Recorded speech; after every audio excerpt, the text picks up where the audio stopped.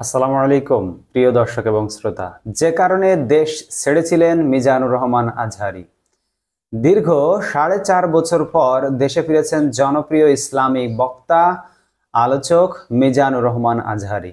জানা গেছে ভারত সরকারের অদৃশ্য এক চাপে তৎকালীন আওয়ামী লীগ সরকার আজহারীকে দেশ ছাড়তে বাধ্য করে।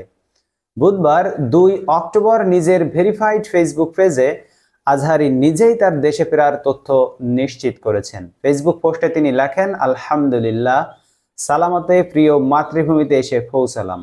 পরম করুণাময় এই প্রত্যাবর্তনকে বরকতময় করুন, দোয়ার নিবেদন। এর আগে 2020 সালের ফেব্রুয়ারি মাসে বাংলাদেশ থেকে মালয়েশিয়া চলে যাওয়ার ঘোষণা দেন মিজানুর রহমান আজহারী। সে সময় এক ফেসবুক পোস্টে তিনি জানান, পারিপার্শ্বিক কিছু কারণে এখানেই এবছরের তাফসির প্রোগ্রামের ইতি টানতে হচ্ছে, তাই মার্চ পর্যন্ত আমার বাকি প্রোগ্রামগুলো স্থগিত করা হলো। রিসার্চের কাজে আবারও মালয়েশিয়া ফিরে যাচ্ছি। আল্লাহ রাব্বুল আলামিন সুযোগ করে দিলে আবারও দেখা হবে ও কথা হবে ইনশাআল্লাহ। তবে তার দেশ ছাড়ার প্রসঙ্গ নিয়ে একাধিক সূত্রে জানা যায় 2020 সালের জানুয়ারি মাসে আজহারীর এক মাহফিলে 12 ভারতীয় নাগরিকের ধর্মান্তরের একটি ঘটনা নিয়ে ব্যাপক আলোচনার সৃষ্টি হয়। তৎকালীন আওয়ামী লীগ সরকার ভারত সরকারের অদৃশ্য চাপেই আজহারীকে দেশ ছাড়তে বাধ্য করে। ভক্তরা জানিয়েছেন, স্পষ্টভাষী এবং সাহসী একজন বক্তা মাওলানা মিজানুর রহমান আজহারী। তার মাহফিলগুলোতে বক্তব্য দেওয়ার সময় তিনি কাউকে পরোয়া করতেন না। তাছাড়া তার বিভিন্ন মাহফিলে এসে অসংখ্য বিধর্মী ইসলাম ধর্ম গ্রহণ করতেন।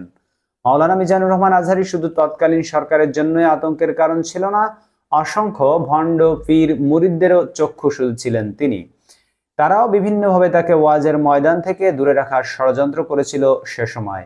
এছাড়া দেশ বিদেশের বিভিন্ন প্রান্ত থেকে মানুষ এসে মাওলানা মিজানুর রহমান আজহারীর আলোচনা শুনতেন।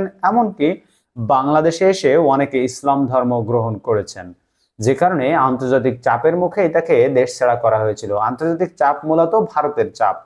প্রসঙ্গত 2020 সালের জয়পুরহাট ও লক্ষ্মীপুরে মাওলানা মিজানুর রহমান আজহারীর 2 মাহফিল ঘিরে ব্যাপক আলোচনার সৃষ্টি হয়। ভারত থেকে 12 সদস্যের একটি হিন্দু পরিবার আজহারীর লক্ষ্মীপুরের মাহফিলে এসে ধর্মান্তরিত হন। ওই সময় পুলিশ 12 জনকে আটক করে এবং তাদেরকে ভারতে ফেরত পাঠায়। এরপর তৎকালীন আওয়ামী লীগ সরকারের ধর্ম প্রতিমন্ত্রী মাওলানা আজহারীকে জামাত সংশ্লিষ্ট বলে ট্যাগ দেন এবং তারপর কি হয় সেটা আপনারা সবাই দেখেছেন। তাকে বাংলাদেশ ছেড়ে মালয়েশিয়ায় যেতে বাধ্য করা হয়েছে। বন্ধুরা, ধন্যবাদ সবাইকে ভিডিওটি দেখার জন্য। দেখা হবে পরবর্তী ভিডিওতে অন্য কোনো খবর নিয়ে। সেই পর্যন্ত আপনারা সকলে আল্লাহর রহমতে ভালো থাকবেন। এখন বিদায় নিচ্ছি। আমাদের চ্যানেলটিকে সাবস্ক্রাইব করতে ভুলবেন না এবং এই ভিডিওতে একটি লাইক দিতে ভুলবেন না। আল্লাহ হাফেজ।